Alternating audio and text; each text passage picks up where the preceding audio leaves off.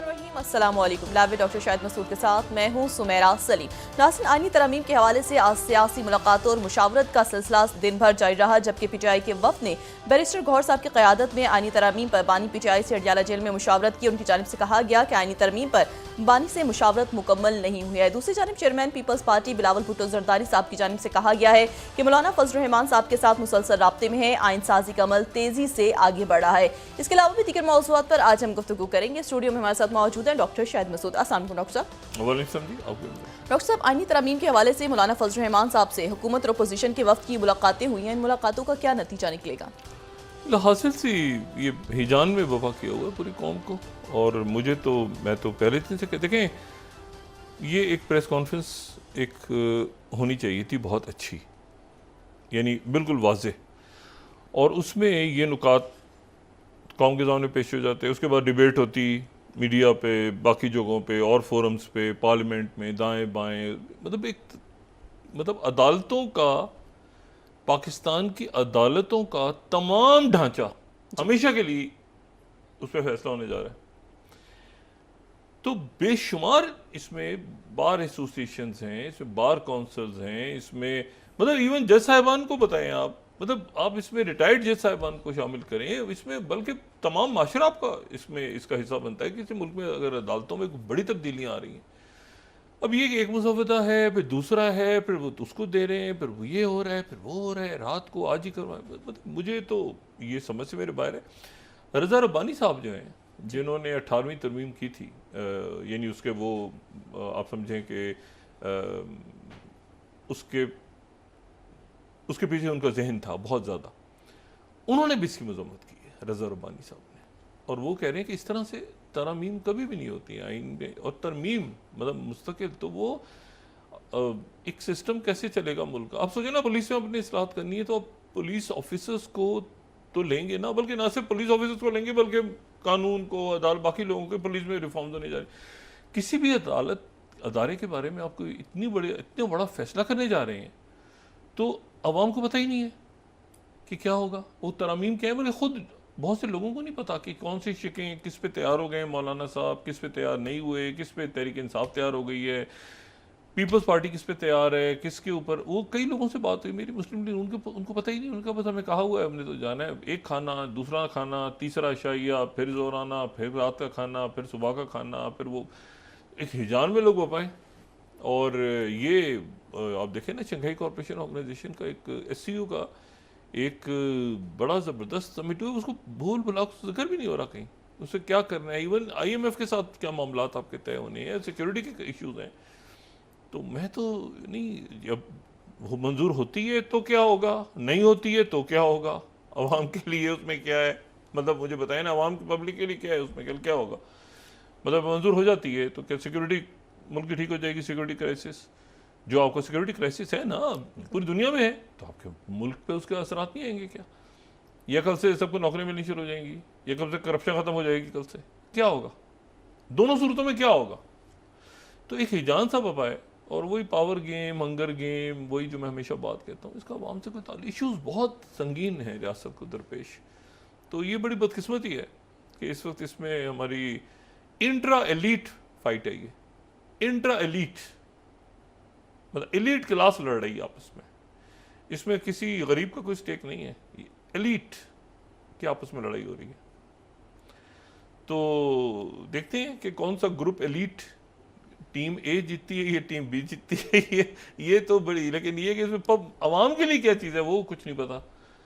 मतलब थाना कचहरी में, डिस्ट्रिक्ट कोर्ट्स में, बाकी लोगों के उनका वो तो किसी खाते में ही नहीं है ना। तो ये बस देखें क्या होता है।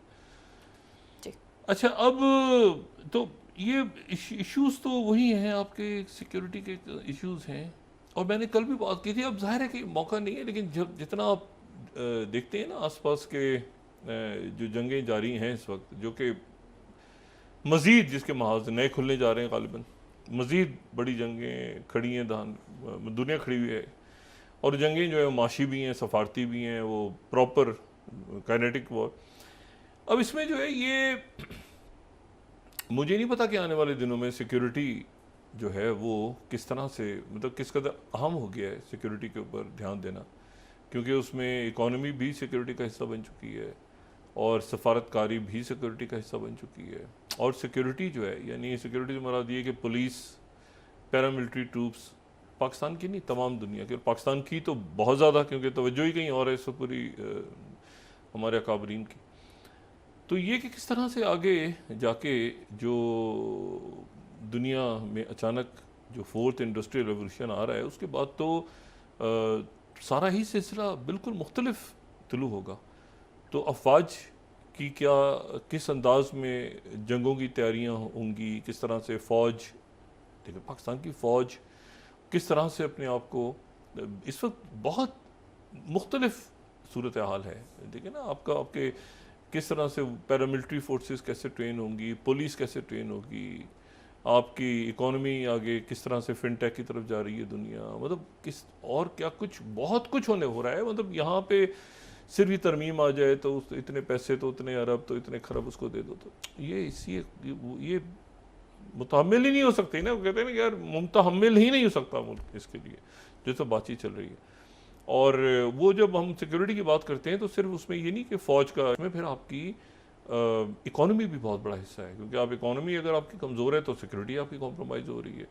और फिर ये दुनिया में जो ब्लॉक्स सभी एक नई शक्ल इख्तियार करने जा रहे हैं, और अभी तक क्लैरिटी नहीं है कि कौन सा मुल्क किधर होगा, और जो भी अगली जियो पॉलिटिक्स होगी वो बहरहाल गज़ा से तुलू होगी। और गज़ा में जो हालात हैं वो आज भी वहाँ पे गज़ा में जो है वो बहुत ज़्यादा बमबारी हुई इसराइल की तरफ से, मज़ीद शहादतें हो रही हैं, और पम्फलेट्स वहाँ पे गिराए गए।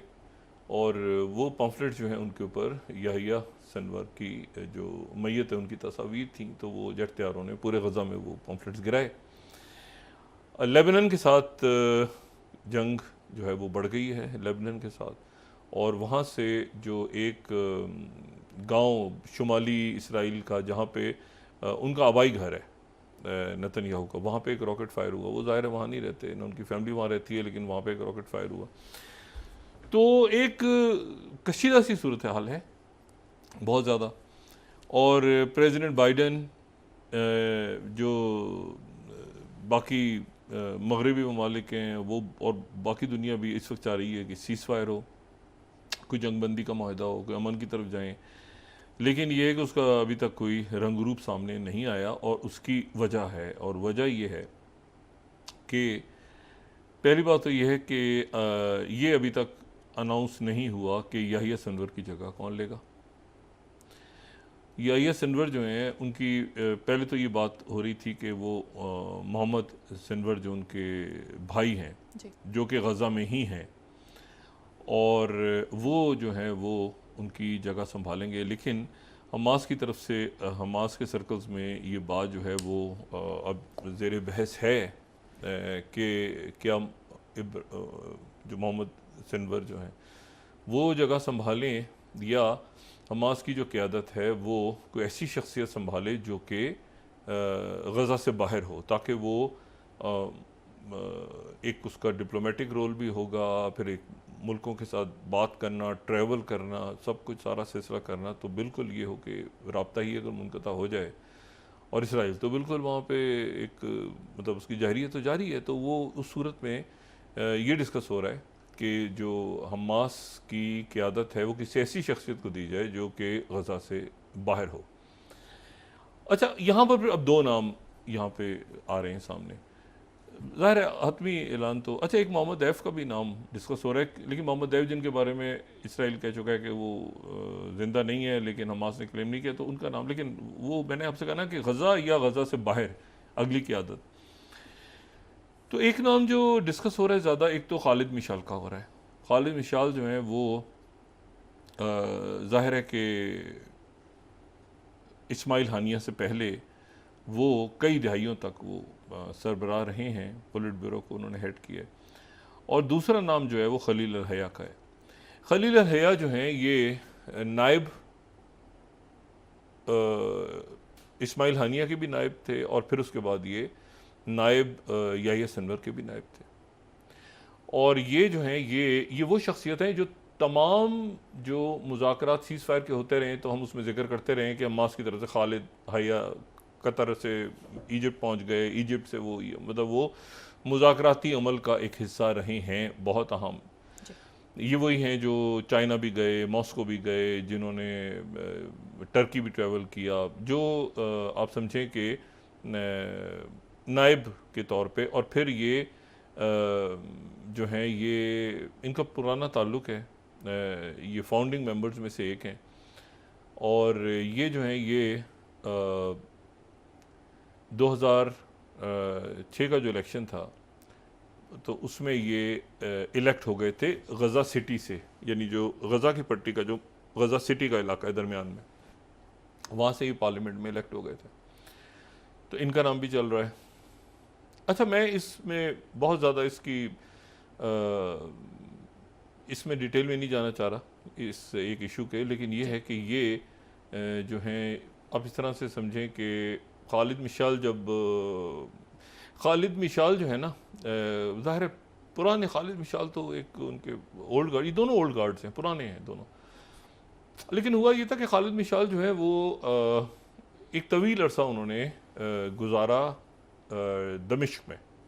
जब उनसे मुलाकात, जब वो उनका इंटरव्यू उन्होंने जो हुआ था इस प्रोग्राम में तशरीफ लाए, तो उस वक्त वो दमिश्क में ही मेरी उनसे मुलाकात हुई थी, दमिश्क के मुज़ाफ़ात में, प्रॉपर दमिश्क में नहीं बल्कि दमिश्क से बाहर। तो वो जो है वो लेकिन फिर ये हुआ, और वो ज़ाहिर है कि उस वक्त वो दमिश्क शाम की हुकूमत के, वो शाम में मौजूद, सीरिया में मौजूद थे। लेकिन फिर उसके बाद ये हुआ कि जब ये अरब स्प्रिंग का फितना खड़ा हुआ और ये मुख्तलिफ हंगामे शुरू हो गए मुख्तलिफ मुल्कों में और दाएँ बाएँ, तो वहाँ पर जो खालिद मिशाल हैं वो उन्होंने इजिप्ट छोड़ दिया और वो कतर आ गए। अच्छा, मैं ये कह रहा हूँ कि मैं इसकी डिटेल में नहीं जाना चाह रहा हूँ क्योंकि वो एक मामला ऐसा है जो बड़ा सेंसिटिव है। लेकिन आप इस तरह से समझें कि खालिद मिशाल जो हैं वो अपने मतलब वो ये था कि क्योंकि बशारुल असद जो हैं, बशारुल असद को खुल के ईरान वहाँ पे सपोर्ट कर रहा था, इनकी सिक्योरिटी कॉम्प्रोमाइज़ हो रही थी। और ये बहुत ज़्यादा जो है वो आप समझें कि इनका ये मौक़िफ़ था कि मतलब ये ज़्यादा अरब ममालिक की तरफ से, यूँ समझ लेते हैं खुल के, देन इनका झुकाव ज़्यादा अरब ममालिक की तरफ था। तो ईरान को थोड़ा सा इनके साथ एक इशू बाद में वो क्लियर भी हो गया। लेकिन ये है कि बहरहाल वो इस्माइल हानिया और जो याहिया सिनवर हैं वो निस्बतन ईरान के ज़्यादा इस दौरान करीब आ गए। पहले ये भी बहुत करीब थे, ये गए भी थे ईरान, बहुत दौरे किए इन्होंने ईरान के। लेकिन फिर ये है कि इन्होंने जब ये 2017 में फिर ये अलग हुए और इन्होंने कहा कि मैं अलग हो रहा हूँ, उसमें एक फैक्टर ये भी था। दूसरा जो फैक्टर है वो ये है कि ये फैक्टर नहीं है, लेकिन बहरहाल इस वक्त की सूरत हाल के लिहाज से वो खालिद मिशाल जो हैं वो उन पर दबाव बहुत है कि आप ये संभालें। ईरान को भी कोई इशू नहीं है, मैं आपसे बता रहा हूँ कि ये माजी में जब ये अलग हुए थे तो उसके पीछे एक फैक्टर ये था। लेकिन अब इन पे ईरान को भी इशू नहीं है, इनके ऊपर किसी को भी इशू नहीं है, ये बिल्कुल अनडिस्प्यूटेड है। लेकिन ये खुद क्या लेते हैं ओहदा या नहीं लेते। इस्माइल हानिया की जब शहादत हुई थी उसके बाद भी इनसे कहा गया था कि आप ओहदा ले लें, तो इन्होंने कहा था कि मैं बहुत फ़ाल हूँ, मैं रुकन हूँ, लेकिन मैं दोबारा नहीं संभालना चाह रहा। इनके साथ कुछ सेहत के भी प्रॉब्लम थे खालिद मिशाल के साथ। ये वही खालिद मिशाल हैं जिनको जॉर्डन में पॉइजन किया गया था और फिर वही जो हम बता चुके हैं क्लिंटन दौर में सारा। तो दूसरे खलील हया जो हैं वो उनका ताल्लुक़ भी जो है वो गज़ा से है। ये जो हैं खालिद मिशाल ये वेस्ट बैंक से हैं, यानी याहिया सिनवार और इस्माइल हानिया गज़ा से, और ये जो हैं ये इनका ताल्लुक़ मगरबी किनारे से, और ये जो है ज़्यादा यानी जो जॉर्डन के साथ जो मिलता है मगरबी किनारा, वहाँ से इनका ताल्लुक़। तो अब ये नाम दोनों में से या कोई तीसरा नाम जो है वो आएगा, लेकिन नाम को नोटिफाई करना पड़ेगा पहले तो कतर को, क्योंकि कतर में हमास मौजूद है, हमास की क़यादत, और फिर सारी दुनिया के जो मुख्तलिफ जो कैपिटल्स हैं उनको भी बताना पड़ेगा फ़ौरन हमास को आज या कल में कि भाई ये हमारी अगली क़यादत है, या तो खलील हया हैं या खालिद मिशाल हैं या मोहम्मद सिनवर हैं, उनके भाई कौन है, ताकि आगे प्रोसेस बढ़े। हमास की क़यादत मतलब ये जो बात हो रही है कि हमास ख़त्म हो गई है, तो हमास ने फौरी तौर पे अपनी क़यादत को अनाउंस करना है, ठीक है ना, ताकि वो फिर फैसले करे। अच्छा, खलील हया जो हैं ये वो हैं जिन्होंने याह्या सिनवर की शहादत की तस्दीक की थी, और क्योंकि ये नायब हैं, उनके भी नायब और ये बहुत करीब उनके भी रहे, खालिद मिशाल के भी बड़े करीब है, बड़े बड़े ये पुराने जो है ना उसमें ये सब के, और इस्माइल हानिया के साथ भी बड़े ताल्लुकात इनके, और ये जो मुख्तलिफ दुनिया के दारुल हुकूमत हैं उनमें भी इनको काफ़ी लोग जानते हैं। उसकी वजह यह है कि ये सीज़ फायर में जो एग्रीमेंट्स हो रहे थे उसमें ये इन्वॉल्व थे। अच्छा, अब तो ये देखना यह है कि इनमें से कौन सी शख्सियत आने वाले दिनों में, यानी जल्दी अनाउंस करना है, हमास ने अपनी क़यादत को जल्दी अनाउंस करना है ताकि हमास क्या करने जा रही है ये क्लैरिटी हो जाए और हमास की फिर वो क़यादत की तरफ से बात आए।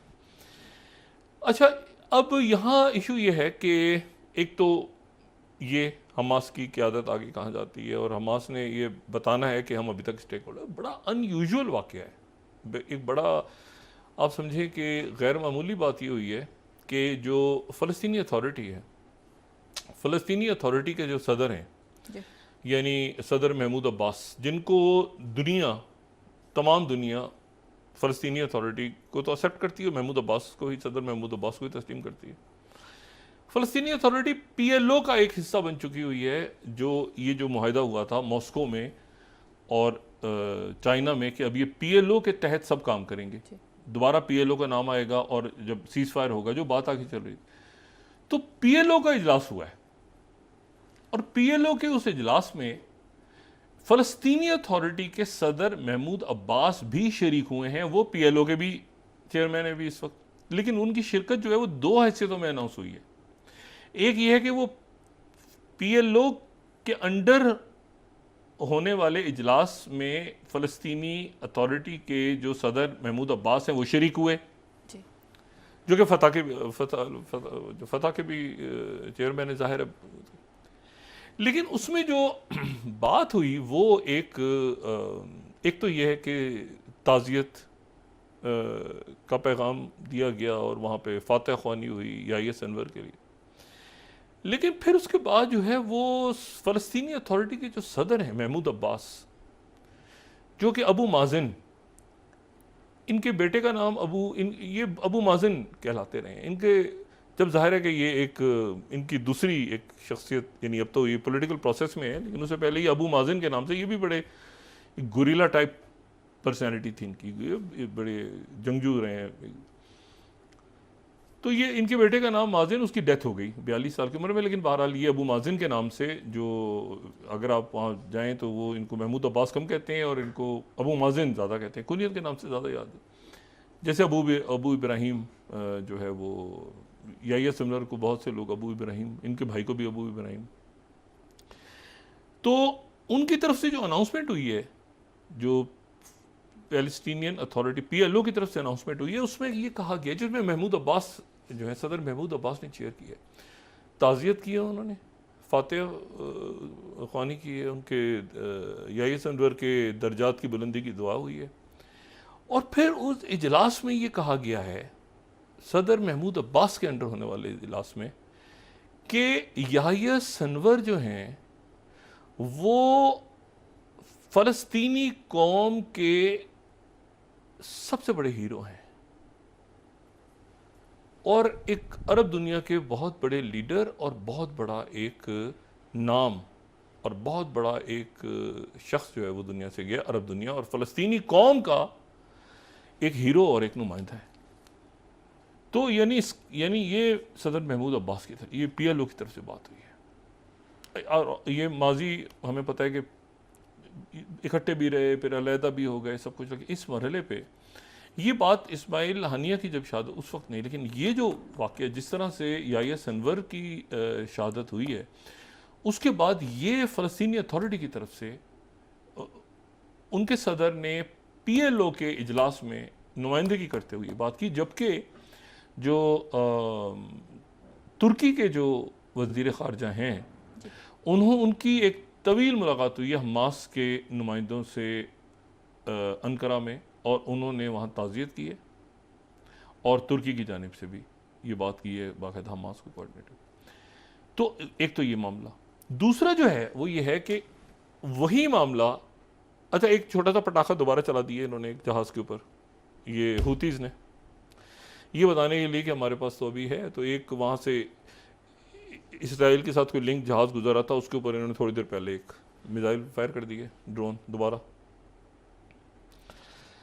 कि भैया मौजूद हैं। ये मैं समझना कि हमारा असला ख़त्म हो गया है। अमेरिका ने कहा था ना कि वो अंडरग्राउंड सारे, तो हूतीज़ ने आज जो जाहिर किया कि है, उनकी तरफ से क्लेम हुआ है, अभी उसको इंडोर्स नहीं किया। जो यहाँ पे मुख्तलिफ जो जाहिर है कि मुख्तलिफ अथॉरिटीज़ उसको फिर इंडोर्स करती हैं, लेकिन हूतीज़ कह रहे हैं कि हमने आज एक शिप को हिट किया, वो शिप साइड पकड़ गया फिर उसके बाद। बहरहाल अब इसमें इशू ये है सारा कि क्या आखिरी दिनों में सीज़ फायर होगा, जिसके लिए पूरी कोशिश अब हो रही है। अमेरिका भी कर रहा है कोशिश और बाकी मुल्क भी कोशिश कर रहे हैं कि ये किसी सीज़ फायर हो, या यह है कि ईरान पर हमला करेगा इसराइल अब भी, क्या इसके इम्कानात हैं? उसकी वजह यह है कि ठीक आज से 2 रोज के बाद, यानी 20 और 21 गुजार देते हैं, तो 20 तारीख और 21 तारीख को ईरान के जो सदर हैं वो पहुंच रहे हैं रशिया, और रशिया में वो शरीक होंगे खुद ब्रिक्स के इजलास में। ईरान एक नया मेंबर बन चुका है और पहली दफा ईरान के सदर जो हैं वो ब्रिक्स के इजलास में शरीक होंगे। और ये वो ब्रिक्स का इजलास है जिसमें शी जिनपिंग भी आ रहे हैं, चाइना के प्रीमियर, और इंडियन प्राइम मिनिस्टर मोदी भी आ रहे हैं। अच्छा, और इसमें मुत्तहिदा अरब अमारात के जो सदर हैं मोहम्मद बिन जायद वो भी आ रहे हैं। सऊदी अरेबिया की नुमाइंदगी उनके वजीर खर्चा कर रहे हैं, ठीक है। लेकिन आज एक सवाल हुआ, प्रेसिडेंट पुतिन ने एक प्रेस कॉन्फ्रेंस कर रहे थे वो प्रेसिडेंट पुतिन, तो वहां पे उनसे अरब न्यूज़ के नुमाइंदे ने सवाल किया कि जनाब ये यूक्रेन और बाकी सारे मामला, क्योंकि पिछले 24 घंटों में एक और वाकया बड़ा इंटरेस्टिंग है, मैं आपको दोबारा इस पे आता हूँ, लेकिन मैं ब्रिक्स और ये सारा डॉट्स आपस में जो सारे कनेक्ट हो रहे हैं, तो इसलिए वो बात आगे पीछे।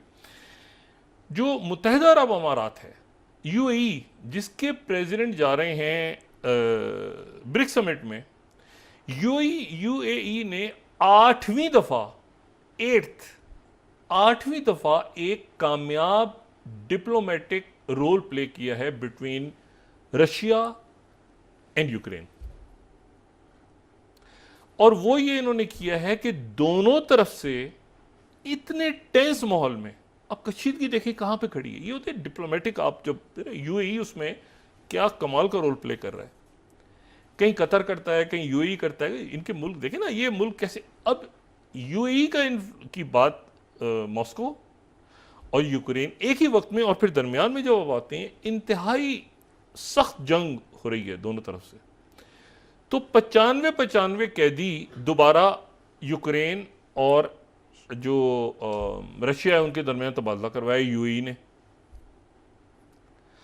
यानी ये तादाद जो है ये तकरीबन 190 के करीब बनती है।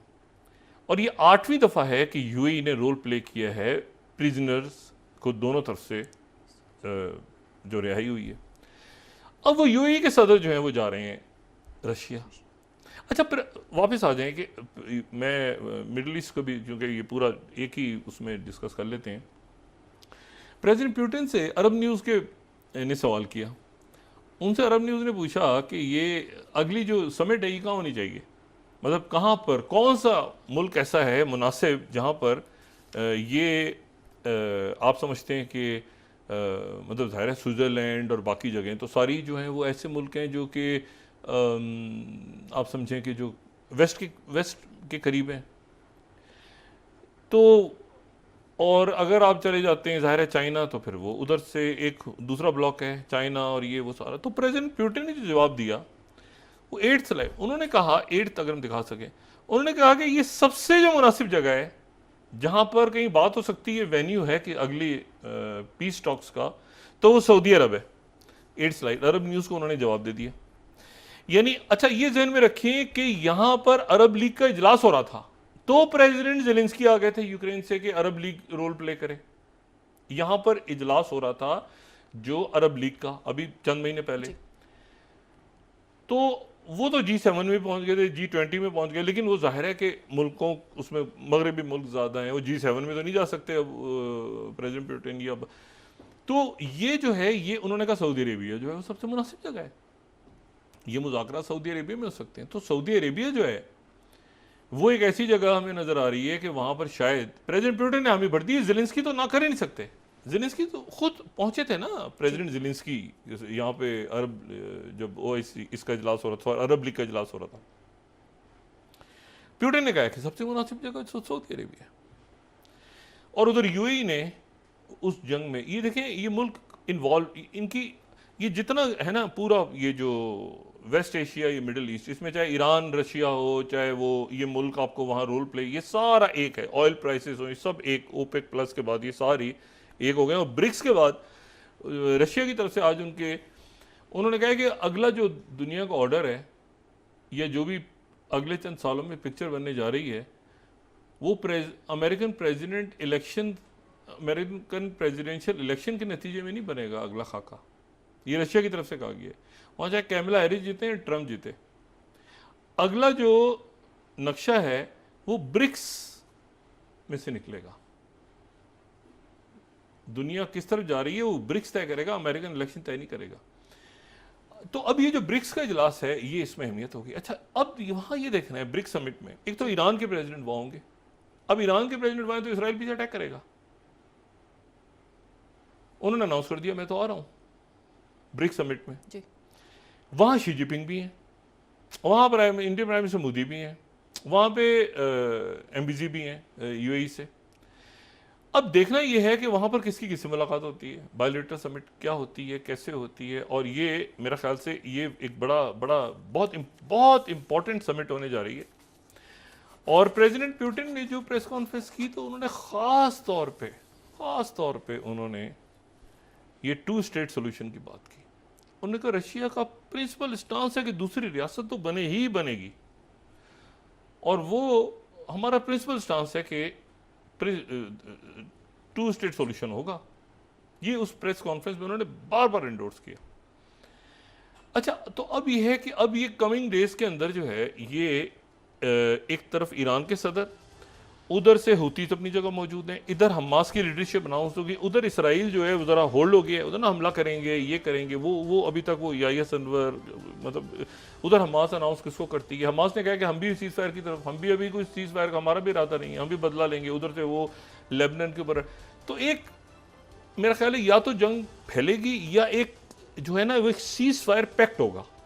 उस पैक्ट के नतीजे में इजिप्ट, उसमें लेबनान, उसमें गजा, उसमें ये अरब ममालिक रोल प्ले करेंगे, जाहिर है यूरोप रोल प्ले करेगा, उसमें अमेरिका भी, मतलब चाइना, रशिया। क्योंकि अब कोई तुक नहीं है कि पहली तारीख को जो हमला हुआ था, पहली तारीख को जो इसराइल पे ईरान का हमला हुआ था, तो 20 तारीख को 20 दिन गुजरने के बाद थर्ड मिसाइल भी लगे हुए हैं, तो ये भी लगे हुए हैं, तो वो भी है। तो अब इसराइल जवाब दे रहा है उस हमले का। तो उसके नतीजे में अच्छा ना वहाँ से ख़त्म हो रहे हैं, ये कत्लेआम जारी है फ़लस्तीनियों का, लेबनान का भी जारी है, तो ये तो हल नहीं है जी, ये तो हल नहीं है।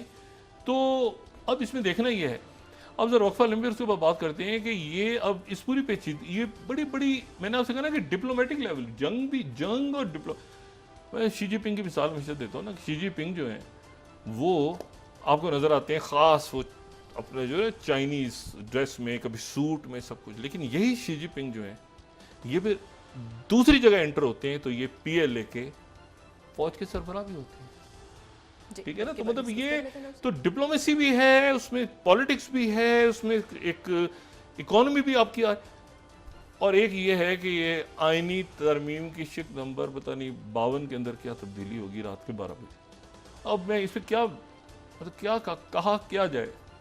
ब्रेक के बाद डॉक्टर साहब डिस्कस कर लेते हैं। नाज़रीन वापस आते हैं एक छोटे से ब्रेक के बाद।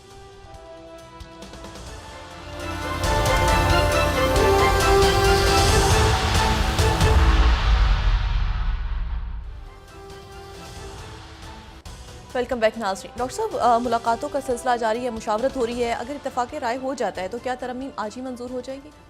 किस में इत्तेफाक राय होगा मुझे तो ये भी नहीं पता। ये जो अरेंजमेंट है, ये देखें, एक दो पार्टियां हैं ना बड़ी, एक है पाकिस्तान पीपल्स पार्टी, एक है मुस्लिम लीग नून। जी मुझे बताएं कि इसमें एक तो ये है कि पीपल्स पार्टी फ्रंट पे है, बिलावल साहब फ्रंट पे हैं, तो शहबाज शरीफ गायब है, मतलब वो कहाँ है? ठीक है ना, वो मतलब एक अजीब सा मामला चल रहा है। वो हुकूमत तो गालिबन मुस्लिम लीग नून की है, जी फाल जो है वो बिलावल भुट्टो जरदारी साहब हैं, और उधर जो है वो मतलब ये क्या, इसके नतीजे में अगर आज ये पेश हुई या नहीं हुई या कल हुई या परसों हुई, तो इसके नतीजे में क्या होगा? देखें ना, अभी तक तो मैं इसको बिल्कुल नहीं समझ में आ रहा। एक सुप्रीम कोर्ट होगी, एक उसका बेंच होगा, लेकिन वो सुप्रीम कोर्ट से ऊपर होगा। सुप्रीम कोर्ट उस बेंच को नहीं छेड़ सकेगी, वो ऊपर होगा। फिर उसके मतलब ये कैसे होगा? मतलब सुप्रीम कोर्ट के अंडर एक बेंच होगा जो असल में सुप्रीम कोर्ट के ऊपर होगा। तो ये जो है उसको उसकी, और चीफ जस्टिस जो है उसके, और दोनों, वो एक बहुत बड़ी पार्लिमानी कमेटी बनाया करेगी जिसके हर रुकन कुछ अरसे के बाद तब्दील हो जाएंगे। ज़ाहिर है नई गवर्नमेंट आएगी, वो आ जाएंगे, फिर वो कैसे। तो ये एक अजीब सी बात है, ये तो एक अजीब सी बात है। ये तो ऐसे ही हो गया कि पार्लियामेंट फिर वो बेंच भी खुद ही बनाए, या अदालत जो है वो पार्लिमानी कमेटियाँ बनाने लग जाए। मतलब ये तो बड़ी, ये तो अजीब सा कुछ, मैं ये इसको नहीं समझ पा रहा। मैं इसीलिए जब ये हो जाएगा तो फिर देखेंगे कि क्या होता है उसमें। लेकिन यह है कि फिर फारूक सत्तार साहब ने एक और, आज मैं तो दहल गया उनका बयान सुन के। उन्होंने कहा कि आज तय हो जाएगा कि ऊँट किस करवट बैठेगा, वरना अगर आज तय नहीं हुआ तो ऊँट खेमा फाड़ के निकल जाएगा। तो एक दहला देने वाला बयान है। इसको मैं अभी इसको डिसाइफर करने की कोशिश करूंगा प्रोग्राम के बाद। तो बहरहाल ये है कि अच्छा, अब मैं जो बात कह रहा था वो ये है कि ये तो एक तो ब्रिक्स, ये बड़ी इंपॉर्टेंट बात है कि ब्रिक्स की पोजीशनिंग बड़ी इंपॉर्टेंट हो गई। यानी ब्रिक्स में शामिल मुल्क ने यूक्रेन और रशिया के दरमियान 90 जो है 95 कैदियों की रिहाई करवाई है। और ब्रिक्स में शामिल मुल्क जो है उसके बारे में पुतिन कह रहे हैं कि ये जो मुल्क है, लेकिन हालांकि सऊदी अरेबिया और यूएई, अमेरिका के साथ भी, यूरोप के साथ उनका तो बड़ी बैलेंसिंग उनका वो है, लेकिन उनका ये मुल्क जो है ये ज़बरदस्त है, यहाँ पे मुज़ाकरात हो सकते हैं। अच्छा, यहाँ पर अब ये देखना है एक जो पोजीशन क्लैरिटी जिसमें आना ज़रूरी है इस पूरी पिक्चर में, क्योंकि रीजनल है ना पूरा इशू, ग्लोबल रीजनल, वो पोजीशन है इंडिया की। इंडिया की पोजीशन है क्योंकि इंडिया जो है वो ब्रिक्स, प्राइम मिनिस्टर मोदी जा रहे हैं ब्रिक्स में। अच्छा, टाइमिंग इसकी इंटरेस्टिंग है और मैसेज भी है वेस्ट को कि भाई ये एक ब्रिक्स का भी, एक ब्रिक्स का भी है, एससीओ भी है। अभी उनके जयशंकर जी पाकिस्तान आए तो एक बड़ा अच्छा मैसेज गया। तो एक मैसेज वो वेस्ट को भी भेज रहे हैं कि भाई मतलब सितारों से आगे जहां और भी हैं, ठीक है ना, मतलब ठीक है ना, तू नहीं और सही, और नहीं और सही, मतलब और भी दुनिया में है फोरम। तो टाइमिंग इंटरेस्टिंग है। लेकिन इस दौरान जो है वो बुनियादी, मैंने आपसे कहा ना कि मुझे नहीं पता कि वो किस तरह रीड कर रहे हैं, लेकिन ये एक अच्छा है कि वो उन्होंने इसको बैलेंस, टाइमिंग्स भी इसकी इंटरेस्टिंग है, ईरान के लिए भी और साथ ही इंडिया के लिए भी। फिर क्या ईरान और इंडिया के दोनों मुल्कों के वज़ीर आज़म और सदूर की आपस में मुलाकात होती है बायलैटरल या नहीं, ये भी इस मौके पे बड़ा इंपॉर्टेंट होगा। और ये मैसेज वेस्ट के लिए जा रहा है कि एक मिनट ठहर जाएं, ये क्या,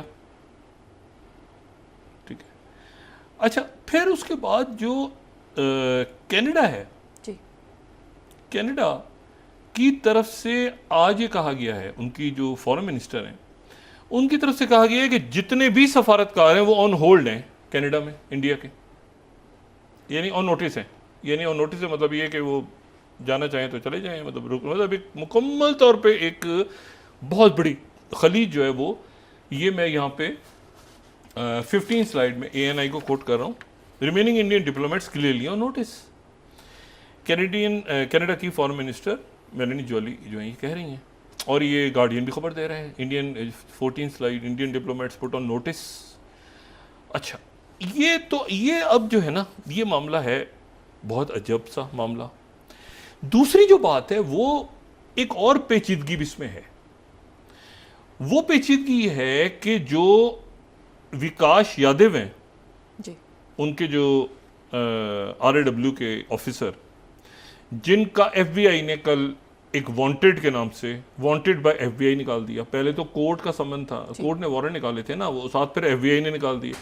एक डिस्ट्रिक्ट कोर्ट के वारंट में और एफबीआई के वारंट में ग्लोबल लेवल पे जमीन आसमान का फर्क है। वो कह रहे हैं दुनिया में जहां भी नजर आए तो करीबी अमेरिकी सफारत खाने से रब्ता करके बताया जाए इस बंदे का।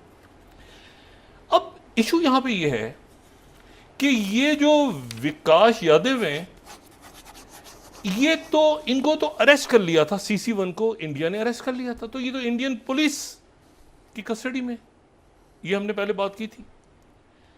तो अगर ये इंडियन पुलिस की कस्टडी में है तो एफबीआई के नोटिस के बाद क्या इंडिया इनको हैंडओवर या तो होता ना। अच्छा, अब यहां पे डिप्लोमेटिकली एक गुफअप हुए हो ना कि या तो इंडिया कहता हमें पता ही नहीं कौन आदमी है, भाई गायब है कहीं, इंडिया ने डिक्लेयर कर दिया कि हमने अरेस्ट किया हुआ है।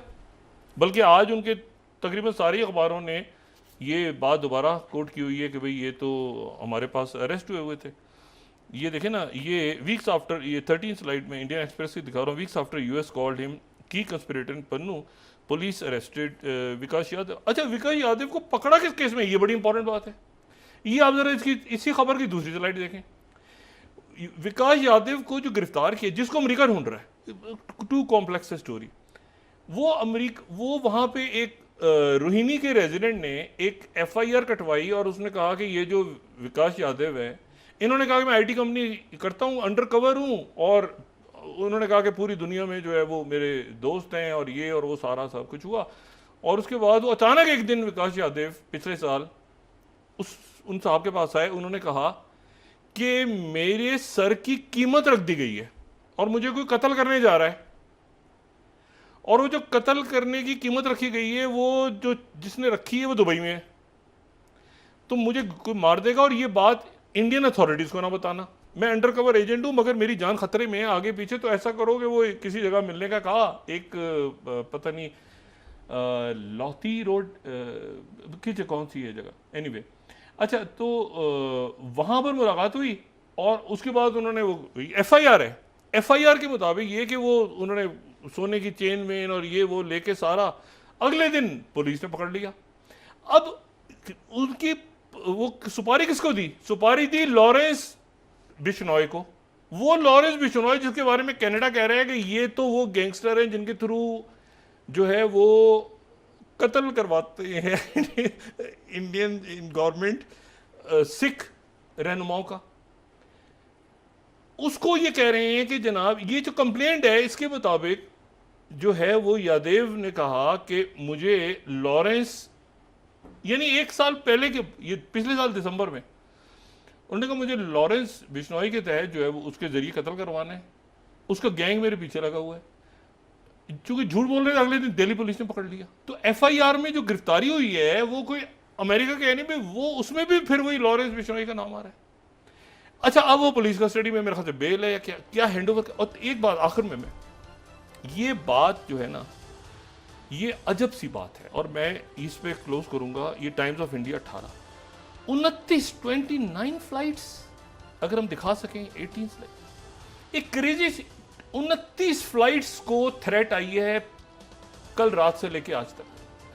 29 फ्लाइट्स, जिसमें एक विस्तारा एयरलाइन भी है जो कि टाटा ग्रुप, अभी उनके रतन टाटा की जो डेथ हुई उनके साथ, और सिंगापुर एयरलाइंस उनके साथ, तो कोई जा रही थी फ्लाइट फ्रैंकफर्ट, कोई लंदन, कोई आगे भी। 29 फ्लाइट्स में अलर्ट, अनयूजुअल है। अल्लाह ताला खैर करे, इस एक्सट्रीमली अनयूजुअल। यानी ये टोटल फ्लाइट्स बन गई कुछ 70 अगर पिछले चंद दिनों को देखा जाए। ये जो खबर है ये है। अच्छा, मैं सिर्फ इसको क्लोज करने से पहले इंडियन एक्सप्रेस ने सुबह ये कोट किया था 16 स्लाइड के ओवर अ डजन, लेकिन 16 slide over a dozen got bomb threats on Friday, और विस्तारा दिल्ली फ्लाइट डाइवर्टेड, इधर डाइवर्ट हो गई है। लेकिन टाइम्स ऑफ इंडिया ने अभी जो अपडेट किया है तो उन्होंने 29 फ्लाइट डाल दी है। तो ये मेरा ख्याल है कि ये जो मैंने उस दिन भी बात की थी ना, कि ये पूरी दुनिया को इस वक्त एक जो एविएशन है, ये एक मुल्क का इशू नहीं है। ये कैसे मुमकिन है कि एक फ्लाइट लंदन जा रही हो दिल्ली से और लंदन के पास पहुंचे और थ्रेट आ जाए और उसके बाद जर्मनी डाइवर्ट हो जाए फ्रैंकफर्ट, 200, 250, 300 मुसाफिर। ये बड़ा अजीब सा सिलसिला है। ये ईमेल्स हैं, ये मैसेज है, ये फ़ोन है, ये कंट्रोल टावर पे जाता है, ये उस मुल्क के कंट्रोल टावर पे कॉल जाती है जहाँ वो लैंड होने वाला होता है जहाज़। ये बड़ी अजीब, क्या एक ही तरह के मैसेजेस हैं? तो ये तो एक अजीब सा मजाक हो गया पूरी दुनिया में भाई, और मजाक है, ख़तरनाक मजाक हो गया। सिंगापुर एयरलाइन उनके जेट तैयारे उड़ गए, और मतलब ये तो अजीब। और 29 फ्लाइट्स इन 24 आवर्स। जी। तो मेरे ख्याल से ये ग्लोबल, इसको जो है ना, कुछ चीज़ ऐसी होती है जैसे, मतलब है कि इसको आज की दुनिया में तो मेरा नहीं ख्याल कि कैच करने में कोई दुश्वारी हो इसमें, कि भाई कहाँ से ये मैसेजेस आ रहे हैं, और एग्जैक्ट उस कंट्रोल टावर पे या उस जहाज़ को अप्रोच करके पायलट को कि बम रखा हुआ, सीरियस इमरजेंसी डिक्लेयर हो जाती है वो। तो ये तो बहुत सीरियस इशू है। और मेरा ख्याल है, मैंने आपसे कहा ना कि ये एक, क्योंकि बहुत ज़्यादा अचानक हो गया है, तो इसको देखना ज़रूरी है सारी दुनिया के लिए कि इससे पहले कोई वाक़या पेश आया। आप कहते हैं नहीं कुछ नहीं हो रहा, कुछ नहीं हो रहा है, उसमें खुदा ना खास्ता वाकई कोई वाक़या सामने पेश आ जाए, और हो कैसे रहा है, मैं इससे समझने से कासिर हूँ। तो देखिए, बहरहाल ये बड़ा अगले चंद दिन बड़े इवेंटफुल हैं, और उसमें ये पाकिस्तान के अंदर तो मैन मेड क्राइसिस है, देखें किस तरफ जाके ख़त्म होता है, जल्दी ख़त्म हो जाए।